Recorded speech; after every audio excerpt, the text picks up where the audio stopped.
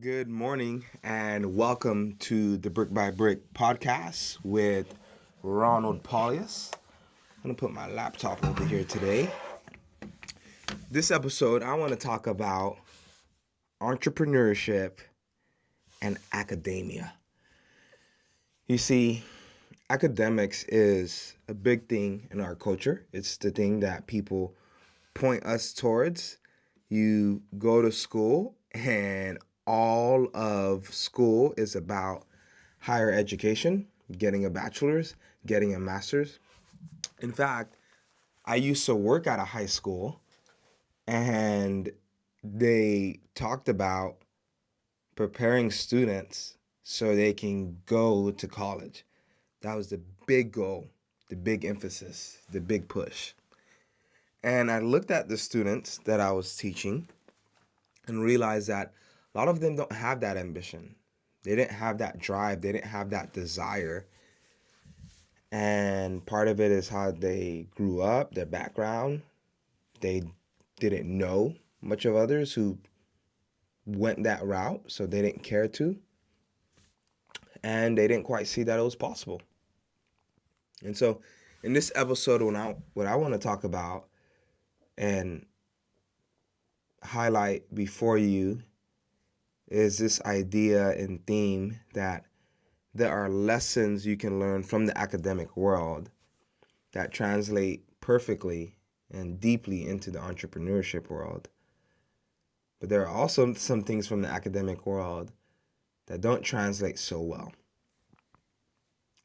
And so let's dig in to these principles that can help you build a life worth living brick by brick. A lot of people don't know this. I don't really blast it anywhere, really. And I'm graduating again with the Master's in Divinity, and I am getting this degree from Wesley Biblical Seminary. I've enjoyed my time there. I've been challenged, I've been encouraged, and pointed to truth. I started this because I wanted to study the scriptures more, dig into it. I remember when I found out that the word theology meant the study of God's nature, and that excited me so much to know I could just study God on a higher academic way. And so I want to talk about the disciplines that were needed of study, talk about spiritual formation, and connect it in some ways to business and the need there. I'll say this: the classroom formed my mind, but business was where it demanded me to apply what I learned. A lot of times in the classroom, people are sitting in a room where it's all about theory. A lot of times.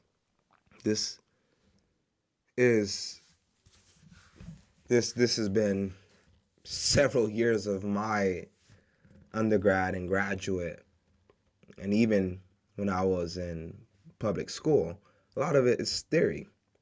Now I applied stuff, I learned stuff, I used English, math. There are some practical things, but in the classroom itself, it was theory. In the real world, it was application. And sometimes in the classroom, students don't get the picture because they don't see how they can apply it to real life. In their mind, they're just learning this so they can pass a test, get a grade, and then go on to the next grade to do repeat, rinse and repeat.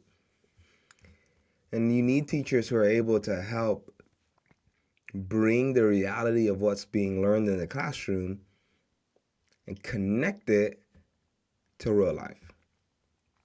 And so I found in business, it's where I did the thing, worked it out. Aristotle said this: the purpose of knowledge is not knowledge, it's action. We learn so that we would do, not so that we would just learn. And so I want to highlight discipline and structure. During my Master's in Divinity study, I had lots of homework, tons of homework to do. For my First Corinthians class, I had to write a almost a 10,000 word paper, and it was just at about 10,000 words. And that was the only two homework assignments besides reading commentaries on First Corinthians that were already given to me. And it was a lot. It was a lot, but I needed that discipline and structure. Each class had an amount of reading that needed to be done, and then that reading correlated to the chapters that we were reading in First Corinthians. And the teacher gave me guidelines on what to do, on how many words to write per chapter, so that the math would add up to 5,000 for the first half of the book and 5,000 for the second half.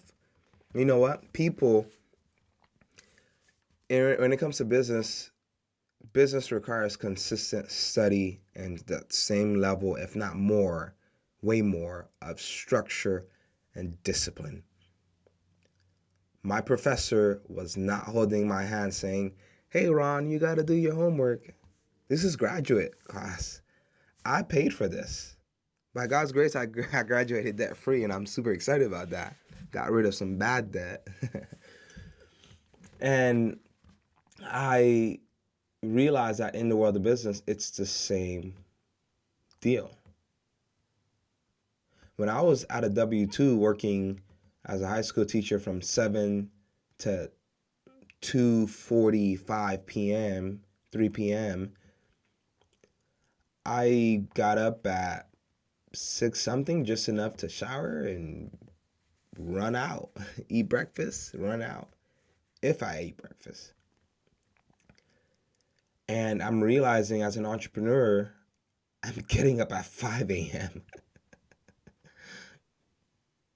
No one's holding my hand. No one's saying, "Hey, you gotta go do this. You gotta get up now." This morning, I told my wife it was real nice that I get to sleep in. I slept until 7, and well, it was probably 8 today. Real long, exhausting night, working on some big project, and I was gonna wake up at 6 instead, but I was like, I've been exhausted this week. I need to sleep in. I just need to do it. So there's some benefits there, but I'm getting up at 5 usually. I get up at 5.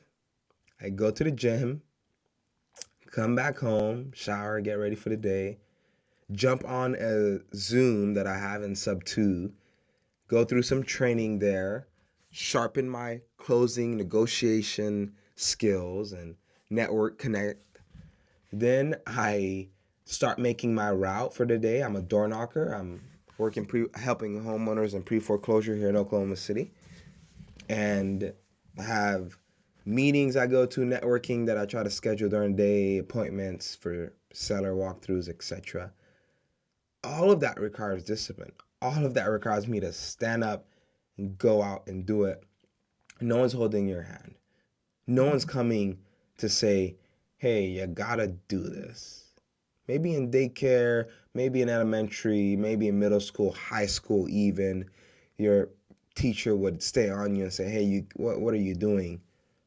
But once you leave that sphere and you're in college, I had one professor tell me when I was at Miami-Dade College, community college, she said it was psychology class. It's etched into my memory. She said, the only way you guys will make up an exam, make up a test that you miss because you didn't come to class, is if you send me a selfie of you laying in bed from a car accident.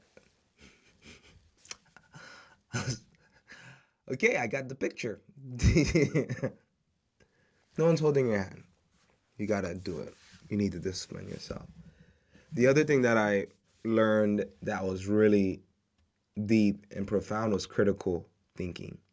The ability in the theological space to wrestle with nuance, with context, and opposing views. And it's in the same way, you need to do that in business, in entrepreneurship. You need to be able to live in the context you're in, but also to wrestle with the nuance. Not every deal is the same. It's no cookie cutter. 2 plus 2 always equals 4, but then you put in some other factors in there and you're solving for X, and it changes every single time. And you need to be able to be flexible and bend, not bend because you're weak and you don't have a spine, bend because you're flexible and you have the ability to do what is needed to get the job done and the deal done. Then there's opposing views. Other business owners, entrepreneurs think that's a bad route to go, that's not a deal.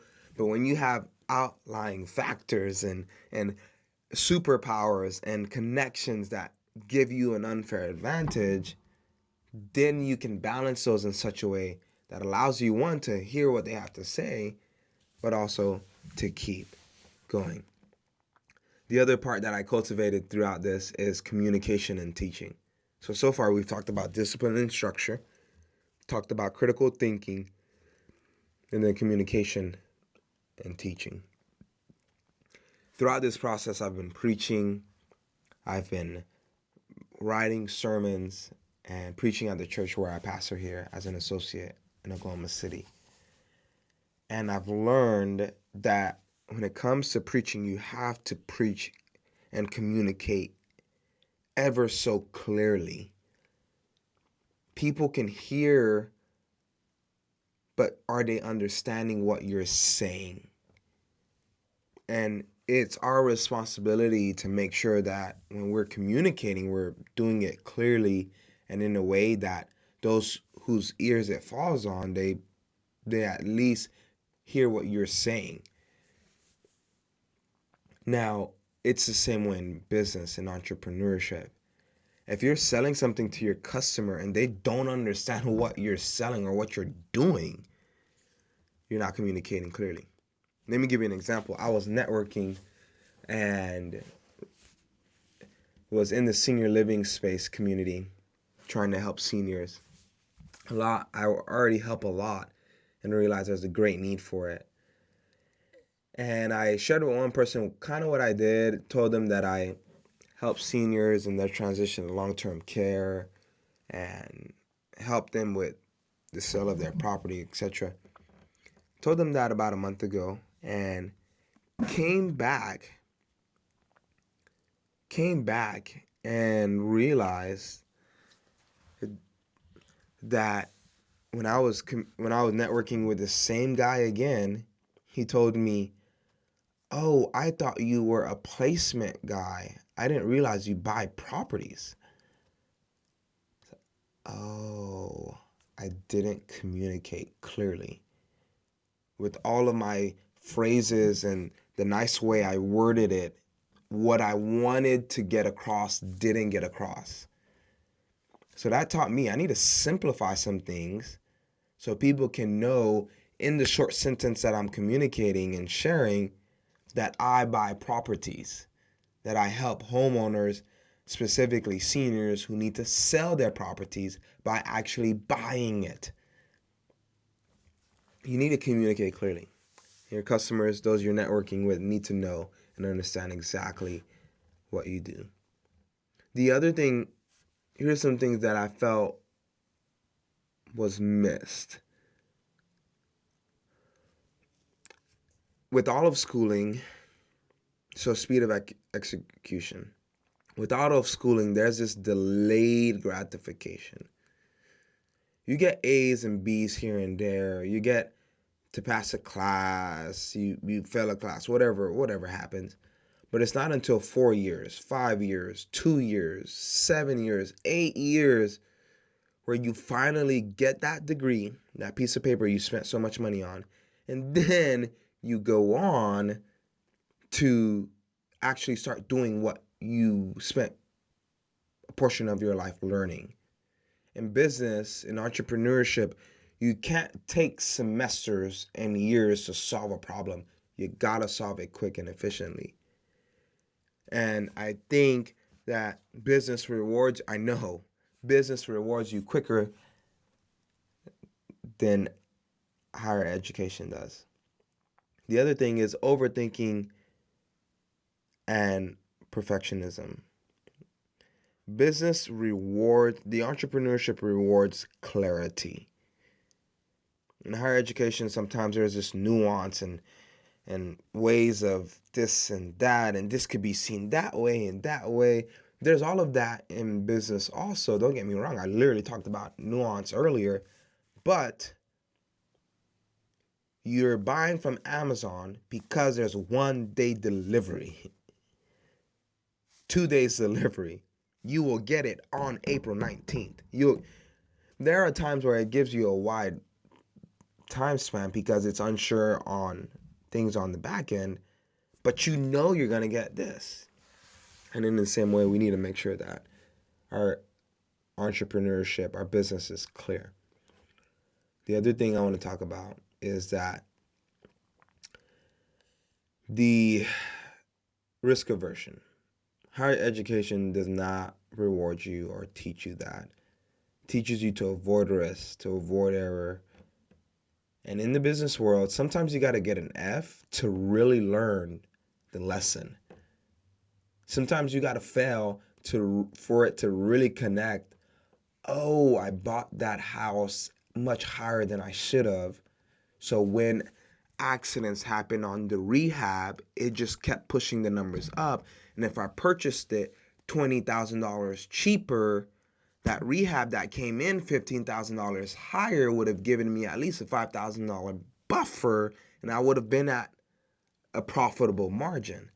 Sometimes you got to fail to understand and for it to click. In the academic world, sometimes or all the times, failing is not encouraged. In the business world, that's the rite of passage. Bridging the two worlds. You gotta do what you can. You gotta push forward, and you gotta realize you don't just graduate. This is what I realized. Don't just graduate with knowledge. I need to graduate with action. And in the business world, I need to execute. And I need to fall forward. Too many people, because of school, it's ingrained in us that failing is bad. Which makes sense in that context because if you fail English, you don't go to English 2. If you fail First Corinthians, you can't graduate because that's a class that's necessary for you to graduate. It makes sense in that context, but then we extrapolate and take that with us wherever we go. And sometimes, in fact, you got to be ready for this all the time. In business, you'll find that there are seasons, there are moments, there are chapters, there are new ventures where you just fail. And it is after you fail that you realize, oh, this is how I'm supposed to succeed. So I'm excited, glad to be finishing up this Master's in Divinity degree. But I'm also glad that I have the entrepreneurship side of things pushing forward. Piece of paper meant a lot. I studied. It's a lot of tears and late nights and lots of cranking out of words and thinking and processes. But I can't wait to see what I'll be rewarded with for entrepreneurship, with some late nights, a lot of thinking and processes, a lot of tears. What are you doing this week? How can you shift your thinking that high school and graduate school, undergrad has kind of placed you in? How can you shift that? How can you, one, take the rewards it gave you with you to entrepreneurship, and how can you leave behind what will slow you down as you build a life worth living brick by brick?